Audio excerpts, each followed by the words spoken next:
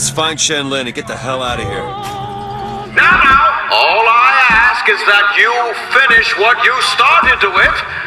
Wouldn't want to...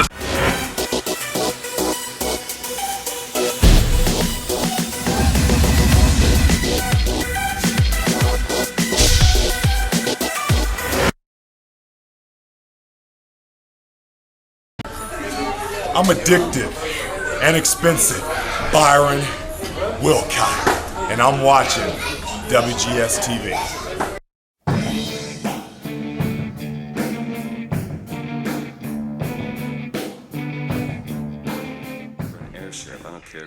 Hello everyone, welcome to another installment of WGS-TV right here on YouTube.com/WrestleGamer and ZFX-TV.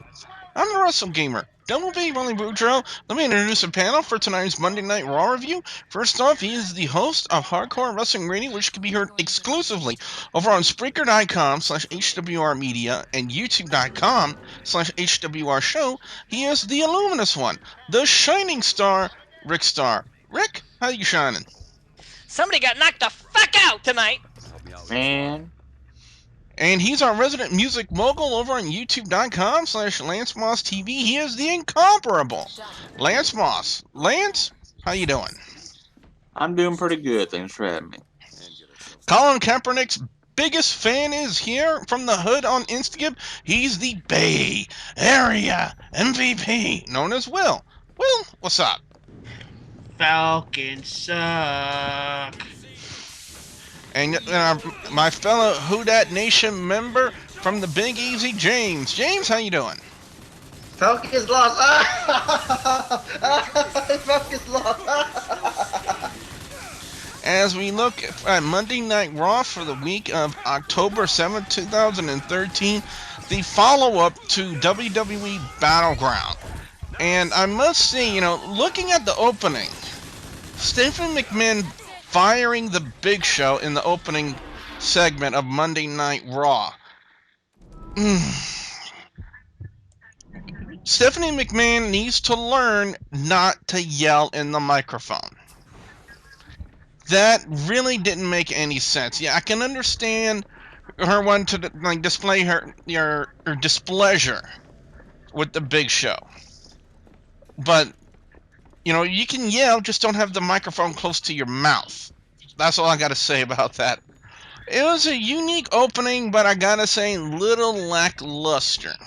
I was expecting something more than just Stephanie McMahon firing the Big Show.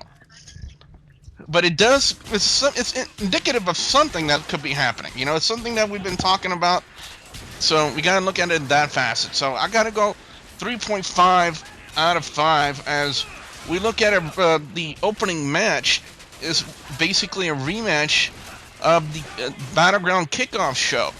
Dolph Ziggler and Damien Sandow. Rick, do you feel that tonight's match with Ziggler and Sandow kind of outdid what they did on the Battleground Kickoff show? The match was better, but you know what? In the end, I'm sorry, it was still like hitting the rewind button. So when you watched last night's match, you watched tonight, even though it was a little bit better, what was the point? They do this all the time, and I'm like, I had to say last night, I'm glad I didn't buy it, because if I had paid $60 to watch that match and then I had to watch this match for free, I would be screaming, I'd be pissed. So, simple as that. Wasn't this technically the pre-show match and not? Yeah. But you still would have had to pay. Okay, but even though, fair enough. But the point though is why do they do this? What's the point? I'm not sure, but how would you score this match? I guess I'll score it as the way I did last night. I guess I give it a 3.5 out of 5, which was fairly decent. It was good. It was a little bit better, but it wasn't like I can't give it a higher rate score. Well, up next we had a 6 Divas tag team match, and with my head already throbbing as it is, I'm it's starting to hurt worse because I'm actually talking about this. Oksana, the returning Rosa Mendez, and Alicia Fox took on Natalya, JoJo, and Eva Marie. JoJo did nothing. Thank God. Eva Marie? What the fuck was that? she showed a little bit of promise. A tiny bit of promise. But it was very, very, very minute. Lance, looking at this, it's very safe to say that it was up to Natalya to kind of carry this match. Yeah, but like you said, even Marie showed a little bit of promise, but a whole lot of camel toe. Oh, jeez. I think Go ahead. That was the plus of the match. I think they kind of had to put this together. I felt like this was put together because the news earlier before the show started was that AJ Lee had to be sent home because of concussion-like symptoms from last night's match at Battleground. Lance, how would you score that 6 Diva tag match? 2, maybe? I gotta say, you know, I do like what WWE is trying now. You know, they have Brad Maddox go out there and announce the Hell in a Cell WWE Championship match, Daniel Bryan versus Randy Orton, which is the third time we've seen it, and they really needed to put a spin on it. I think Hell in a Cell just wasn't enough, and now what they needed to do is, yeah, they were going for the special guest referee route, and I gotta say, you know, Booker T as the first candidate, I gotta say, yeah, I'm okay with that. But as we look at the next match, El Torito brought out Los Matadores, or is it Los Matadores brought out El Torito? I can never follow that, but you know, it seems that, well, when you look at this, El Torito gets a bigger pop than Los Matadores. Yes, I knew you'd bring me up for this match because I am Spanish, but yes, I mean, wow, already their third match in WWE, and the only thing getting them over is El Torito, or Little Bull for that matter, and when they go up against more of Lance's favorite band, the 3MB, this time it was McIntyre and Mahal. While Heath Slater got them $6 glasses from the train station. Yeah, pretty much 3MB are wasting themselves down the toilet with their talent. They need to make a name for their little finishing move. I don't know. Spin of the Olay, Taco Bell drop. I don't know. Do something. Match solid 3, and Heath Slater. Did he really sell that Hurricane Rana? I don't know. You guys be the judge of that, but it's a 3 overall. Ryback and Curtis Axel are in the ring with Paul Heyman. They're cutting a promo about what happened last night, calling CM Punk a cheater. CM Punk comes out to kind of retaliate, and then it kind of evolves into a match where R-Truth is out there. And one thing I was saying, you know, where was Teddy Long when you really need him? I know, right? Yeah, but I gotta say, James, I gotta say, solid match. But I think they were really trying to do something for R-Truth and Curtis Axel more than they were doing for CM Punk and Ryback. Did you get that same feeling? Yeah, I mean, the fact that, you know, R-Truth got the win over Axel, I feel like I basically felt that this is the feud that they're going instead of the Punk, more emphasis on Punk Ryback. And as you know, if nobody knows it, that on Raw later on the show, they announced that Curtis Axel is going to have a rematch against R-Truth, another Battleground rematch for the Intercontinental Championship on SmackDown. And I give this this is my score. I'll give a match a decent 3 out of 5. I kind of enjoyed it, but at the same time, it was like, eh. Rick, what was your reaction to Bob Backlund being announced as the second candidate to be the special guest referee in the WWE Championship match at Hell in a Cell? Him again? Here it is, Booker. Yeah. Simple as that. Chen Lin, Ken Smith. Well, next up we go to Randy Orton and Kofi Kingston. Yeah, Kofi Kingston's kind of been on a losing streak. We kind of figured that, Randy Orton being put in the WWE Championship match again You know, we need to see him kind of be the Viper and be that strong character, and that's exactly what we saw out of Randy Orton. And I gotta say, one particular spot that I loved in this match, Will, was Kofi Kingston going for that springboard crossbody and Randy Orton countering it into that snap power slam. I gotta say, that spot was a thing of beauty.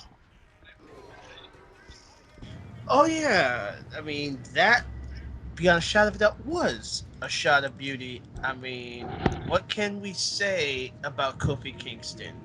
Good wrestler, but right now he's not that type of wrestler right now. I mean, back and move force from both competitors, but I can really say, I mean, now that Orton's gonna get a lot more attention and Kofi gotta change those pants. I don't know how that's gonna last any longer than it should.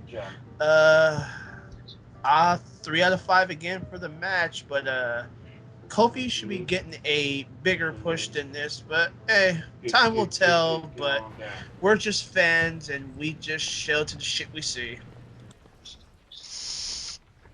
Well, HBK was announced as the third candidate, and looking at your other two candidates being Booker T and Bob Backlund, fans really, really wanted, I guess, Shawn Michaels to be the special guest referee, and they did get their way. When they finally made the announcement, Shawn Michaels is going to be the special guest referee for the Hell in a Cell WWE Championship match, which will kind of intriguing because there's been a lot of rumors about Team HBK versus Team Triple H. Could happen, but then again, those are just rumors. Nothing has really been confirmed. But backstage, Alberto Del Rio's kind of trying to sweet talk Vicky Guerrero like you can actually sweet talk that. Well, I think Lance could probably sweet talk Vicky Guerrero, but and probably would want to do it too. But Billy, don't start with me. Because Oksana's right outside your door. I hope with a giant bottle of aspirin right now. No, it's with a duck in a steel chair. Oh God. Anyway, Del Rio tried to sweet talk her. Trying to get her like an easy opponent, and well, she came out and she did. Ricardo Rodriguez. Now, as much as Ricardo Rodriguez has been made to look like a fool, we know he can wrestle. We've seen the videos. I've seen the videos too. I know he can wrestle, and WWE will just not let him shine. But here's the big kicker. Vicky Guerrero announces at Hell in the Cell, Alberto Del Rio will defend the World Heavyweight Championship against John Cena. What? Let me repeat that to make sure that it actually has sunk in. Vicky Guerrero has announced that at Hell in the Cell, Alberto Del Rio will defend the World Heavyweight Championship against John Cena. Now, there was actually reports that he would not be back until Royal Rumble. Apparently, Super Cena is in full force. Checked out at 2 again. I know, right? Ricardo Rodriguez took the opportunity to pin Alberto Del Rio, win the match, and then Del Rio, typical heel, beat him down and basically did, from what I was told, the exact same thing to Rob Van Dam. The arm in the chair, and he was trying to break his arm and whatnot. Yeah, the same thing. Yeah, so 3.5 out of 5 for that little exchange, in my opinion. But next up, Fandango and Zack Ryder. I don't know what to make of this, Lance. What do you make of this match? Simple. Battle of jobbers. Basically. Yeah, your score?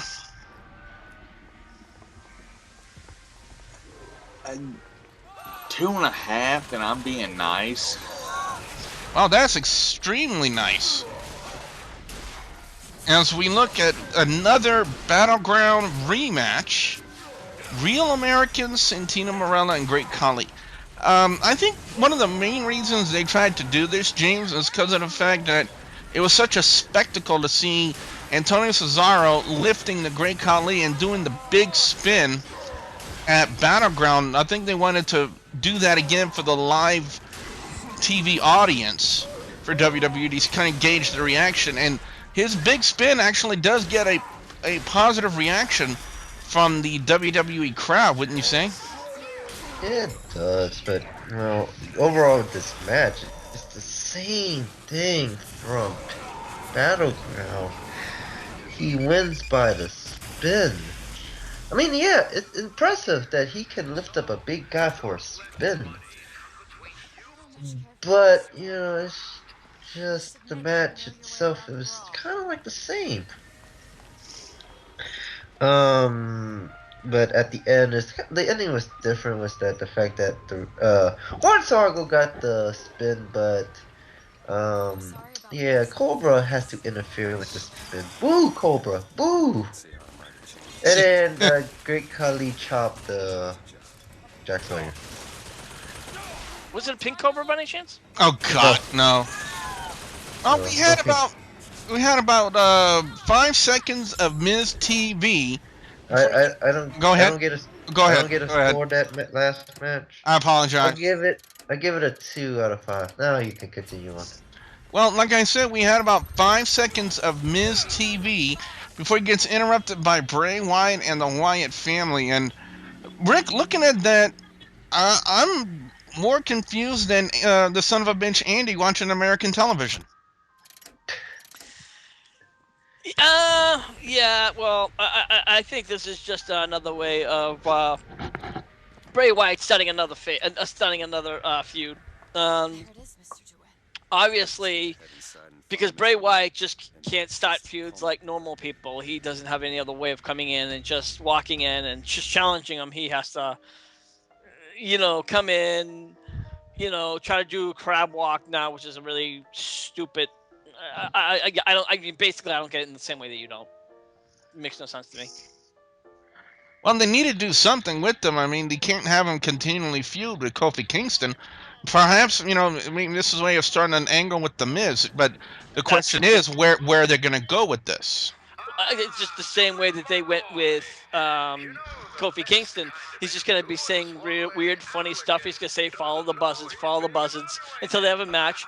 He's going to beat up The Miz, and that's going to be it. And then he'll do it with somebody else, because obviously somebody in the back really thinks that, this character, has something. And I'm sorry, it's really starting to get boring.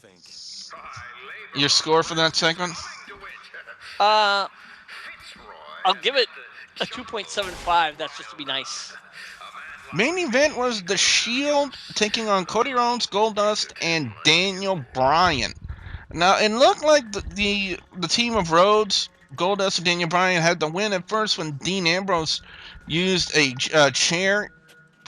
Chair was brought in, and the Shield got disqualified. Triple H was there, restarted the match, and made it a no disqualification. And next you know, Daniel Bryan's on the outside, and we see Randy Orton with an RKO and taking out Daniel Bryan and just throws him back in the ring, and that was an easy win for the Shield. But Triple H gave the nod for the Shield to start beating them down, and they continued that. And then, lo and behold, who comes out but the Big Show? The Shield tried to protect Triple H. Didn't happen too much. The Big Show knocks them all out, or around, I should say. But the person who ended up getting knocked, well, what did you guys say? Knocked the what out? Knock the fuck out. Was Triple H. And that's and next thing you know, Daniel Bryan's in the ring doing the whole yes thing, and that's how much they pretty much ended the show. And a lot of people are wondering, if Big Show got fired, why is he back? And who's doing this? And a lot of people are suspecting possibly Vince McMahon being behind it, but that'll be for another video at another time. I gotta say, I like the main event. I thought it was a good 6-man tag, and again, a good ending. This was a better ending than the crap they did on WWE Battleground. Hands down. I gotta say, that was a much better ending. This is something you would probably put on a pay-per-view. And that ending they did on Battleground would probably be something on a Monday Night Raw. You know, they should have reversed that, but, you know, it's useless to bitch about it now. Time for everyone's overall score and find out everyone's picks for best and worst match or segment of Monday Night Raw. For me, the best match of the night goes to the main event. The Shield, Cody Rhodes, Goldust, and Daniel Bryan. It had the electricity there. It was a good match. And again, with the ending with Big Show coming out and knocking out Triple H, again, that was a really good ending. And I'm saying it because of oh, Triple H is a bad guy. You want to see him get knocked out. No, it was very relevant to the storyline. You know, bringing back the Big Show. You know, who's behind it? You know, it's safe to say that, you know, we obviously feel it's Vince McMahon, but, you know, nothing is concrete yet. Worst segment, worst match of the night, the 6 Divas tag match. Good God. Especially Eva Marie. You know, she may have the looks, but she can't fucking wrestle for shit. You know, that's worse than Oksana. Oksana doesn't even have the looks, and she can't wrestle either. Good Lord. But, so overall score for me, this Monday Night Raw was just not a very stellar Monday Night Raw. There were a few moments that outshined everything, but seriously, this was not one of Monday Night Raw's better shows. So I'm going to be nice and say 3 out of 5. Let's go to the Shining Star, Rick Starr, and find out his overall score and his picks for best and worst match or segment of Monday Night Raw. You know, I have to say this Monday Night Raw was a little bit better than last week, and which of course last week's Raw sucked. So, you know, there were some bad spots. It wasn't really like, you know, I'll just have to go real quick. I'll have to say the best match and segment was probably the ending. I know some people didn't like the ending segment, but I liked it. I thought it was great. For me, I thought it was a long time in the waiting, and it may have not been the best punch or the best spot, but it was what it was, and I liked it. So, as far as the worst, I don't know if I wanted to do the Jobber versus Jobber, or if it was like, or the Divas match. I can't take a pick, so I'm not gonna say, you know, either one. I'll have to give it a 3 out of 5. That's just right down the middle. All right, Lance, what about you? Your overall score for Monday Night Raw and your picks for best and worst match or segment of Monday Night Raw. Well, I know I'm probably going to get a little bit of heat for my worst, but I don't really care. But my score, probably right down the middle, 2.5. Best, granted, and I've stated this before, I am a Shawn Michaels mark. Seeing him back, that put a big old smile on my face. And the worst, and I have a very good reason, because I don't think 2 months is enough time to heal from that kind of surgery. I think it's way too early for him to be coming back. And because I think it's just going to wind up him getting hurt again. You're referring to John Cena? Yes, I think it'll definitely shorten his career, in my personal opinion. I totally agree with you. Alright, well, let's go to James next and find out his overall score and his picks for best and worst match or segment of Monday Night Raw. I have to agree with everybody here. 3 out of 5. The best one is the main event, the ending. I like the punch. Dan, Triple H got knocked out. Yeah, mercy. But then, like, I kind of don't know where they're gonna go with the Big Show thing. Who is behind Big Show coming back and why would, like, all that stuff. But the worst has to be a tie. The Jobber versus Jobber, and the obvious Divas. Because as I said, I felt like that Divas match was made last minute. They had to do a change because AJ was not there because of the concussion. But going to what Lance said about the John Cena, I think there is a reason why John Cena is coming back this early But I think he's coming back, but for one time and then going back into heel mode. But my opinion goes. I'm gonna have my opinion on that in that issue later. And finally, we're going to go to Will and get his overall score and his picks for best and worst match or segment of Monday Night Raw. Alright, overall score, like I said, 3 out of 5 for the show. Best match is the main event 6-man tag match. The worst segment, oh Lord, can I say Brad Maddox looks like a dork? I don't know if that works out very well here, but and another segment, what the fuck was Bob Backlund saying? Did anybody catch that? Somebody give me weed. No, that was me. I'm sorry. No. Well, No, you nobody weren't, understood you what weren't he was going saying. ballistic, so somebody needs to give him permission to calm him the hell down. Well, I'm sorry. I'm all out, and even if I did have some, I wouldn't give him any. So what we want to know from you guys out there, the viewers and subscribers, your thoughts on Monday Night Raw this week.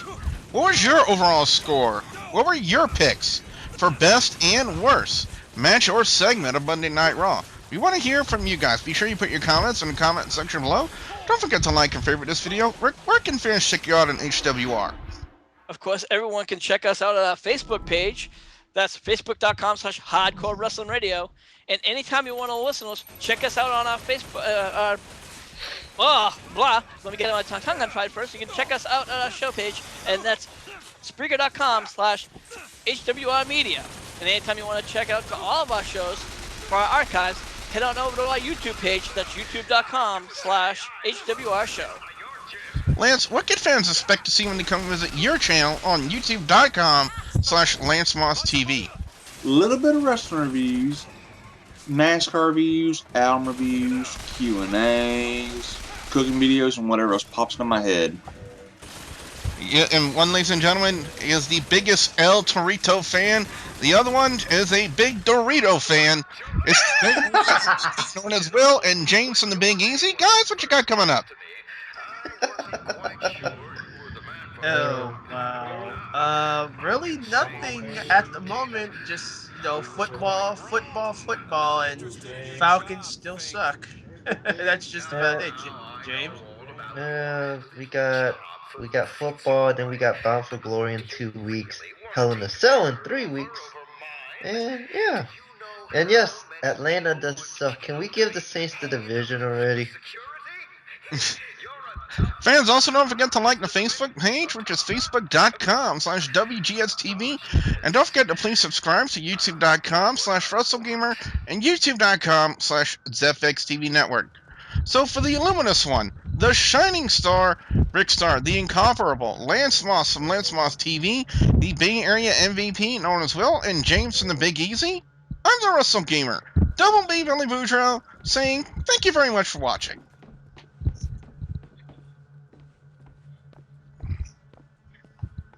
No witty comment from you, Billy? I was trying to think about one about a knockout punch, and I just couldn't think of come up with one, so sorry.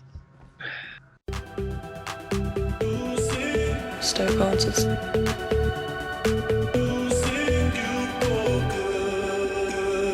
Stoke answers. Stoke answers. Stoke answers.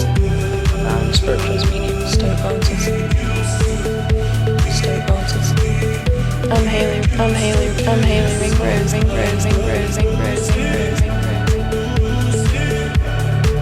Stoke answers. My name's Andrew Weatherall. Spirituals medium. Stoke answers.